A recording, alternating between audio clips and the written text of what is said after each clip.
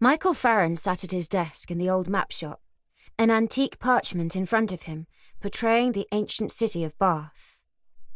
An oversized globe sat on a low table nearby, its sepia tint displaying a 17th century world that no longer existed.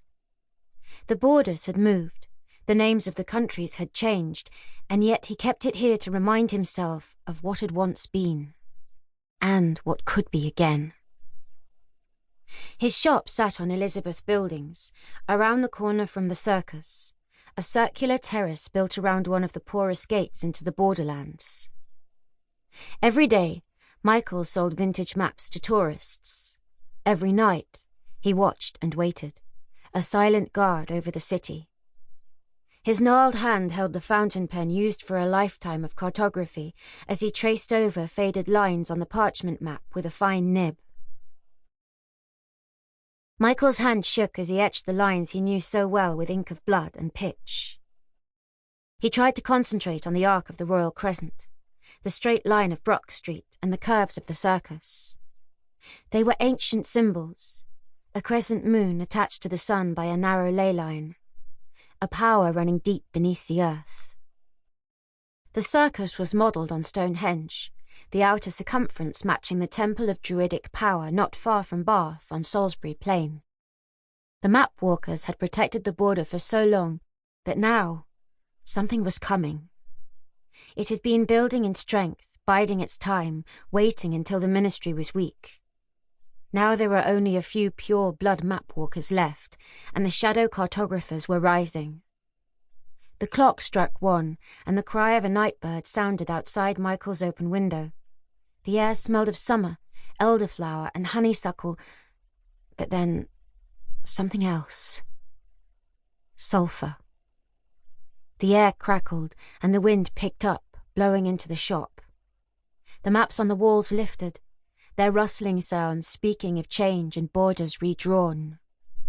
"No, no," Michael whispered as he traced the lines faster, trying to restore the integrity of the carefully planned city.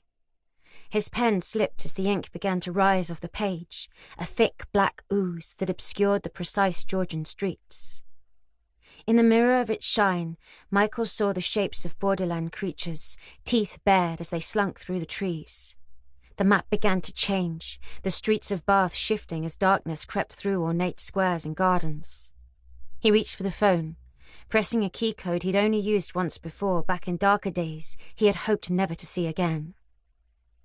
"It's weakening," he said to the ministry official who answered. "I'm going to perform the ritual. Send Bridget as soon as you can, but I'll get started. There's no time to wait." Ignoring the protests on the other end of the line, Michael hung up. He grabbed his leather satchel and walked out of the door, into the little pedestrianised street. Clouds scudded across the night sky above him, and a sudden freezing wind whipped his coat around his legs, blustering down between the buildings. A howl rose up, a feral sound of wild creatures with no right to be in this city.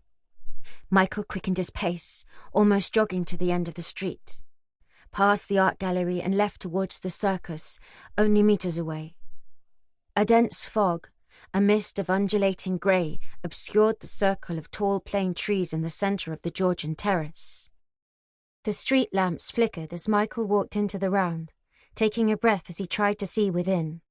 Thunder rolled overhead, and a flash of lightning lit up the sky, arching over the mist as it began to rain. There were shapes within the fog, slinking bodies with sharp teeth, pacing at the edges of the grey as it pushed out from the inner circle. To keep listening to this audiobook, I've left you a link in the description so you can do it, at no cost thanks to Audible's 30-day free trial.